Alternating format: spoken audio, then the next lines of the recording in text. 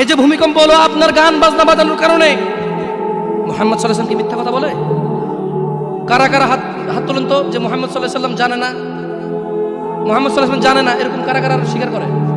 আল্লাহ নবী বলেছে, যখন বাদ্যযন্ত্র বেড়ে যাবে, গায়িকারা সম্মুখে এসে নাচবে, তুমি অপেক্ষা করো, পাহাড়গুলো কেঁপে উঠবে, পৃথিবীটা নড়ে উঠবে।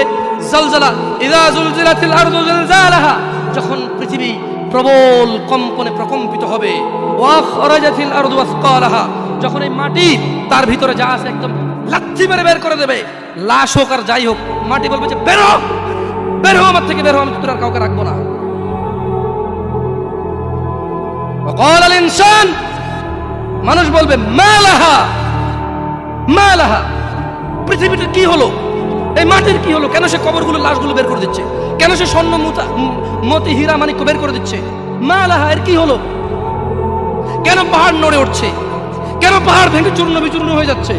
মানুষ বলবে মালাহা, পৃথিবীর কি হলো, বিআন্না রাব্বাকা আওহালাহা, পৃথিবী এটা করবে, বিআন্না রাব্বাক, কারণ তোমার প্রতিপালক আওহালাহা, পৃথিবীকে আদেশ করেছে।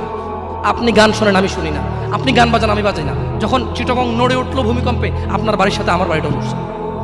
বন্ধ করেন এই জুলুম আমাদের উপর। আল্লাহর দিকে তাকিয়ে বন্ধ করেন, আল্লাহর দিকে তাকিয়ে বন্ধ করেন। আপনার বাড়িটা যদি ভেঙে ফেলার ইচ্ছা হয়, বুলডোজার এনে ভেঙে ফেলেন, কেউ ধরবে? কেউ জিজ্ঞেস করবে আপনাকে? আপনি গান বাজনা শুনে ভাবে পৃথিবীতে বিপর্যয় নিয়ে আসতেছেন। ইত্তাকিল্লাহ হাক্কা তুকাতিহ, আল্লাহকে ভয় করেন যেভাবে ভয় করা উচিত।